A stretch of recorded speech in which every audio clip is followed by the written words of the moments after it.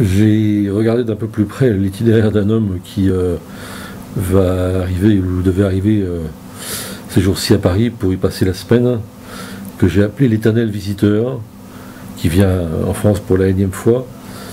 Son premier voyage à Paris date, je crois, de 1953. Et cet homme, c'est Shimon Peres, personnage énigmatique de ce qu'on appelle la gauche israélienne, ce rictus un peu figé qui ressemble à un sourire ou à une grimace de perplexité, toujours droit comme un nid, et qui, en 1953-54 déjà, venait rencontrer le président du conseil de l'époque, alors c'était, ou le vice-président du conseil, c'était Paul Reynaud, puis Borges Monouri, puis Guy Mollet, etc.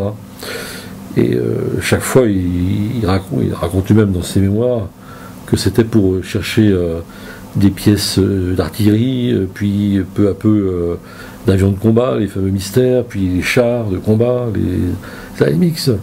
Et puis, peu à peu, à partir de 55, 56, surtout 56, après l'épisode tragicomique de Suez, pour la bombe atomique, pour installer un réacteur nucléaire à Dimona, où il a obtenu le soutien de la France, notamment la France socialiste de l'époque avec Guy Mollet, et on sait que cette bombe a changé tout le visage du Proche-Orient. Eh bien, il est là, il est de nouveau là aujourd'hui, ces jours-ci à Paris, pour y rencontrer Fillon, Kouchner, Sarkozy. Et pourquoi faire? Officiellement pour inaugurer une promenade Ben Gourion, d'ailleurs très malvenue, l'initiative de la mairie de Paris, puisque Ben Gourion, c'est peut-être le héros du sionisme, c'est peut-être le fondateur de l'État d'Israël, mais pour des millions de Palestiniens et même des millions d'Arabes, c'est surtout l'homme de massacres de villages, du plan d'Alet en avril 48, avec l'expulsion de centaines de milliers de Palestiniens. Donc c'est blesser tout un peuple que de donner à une promenade parisienne le nom de Ben Gourion.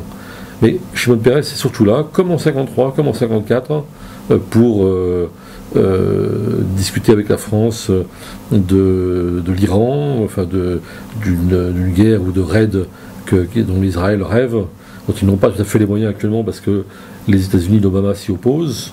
Mais encore une fois, c'est de belligérance dont il est question. Il est là au moment où on promet en Israël d'expulser de nouveau des dizaines de milliers de Palestiniens de Cisjordanie. C'est le journal Haaretz qui annonçait ça ces jours-ci.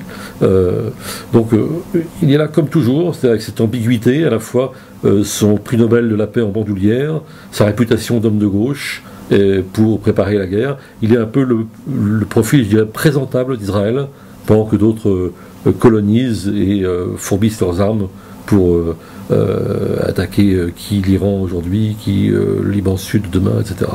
Toujours cette ambiguïté et cette réputation qui ne semble pas ternie dans nos gazettes, étrangement.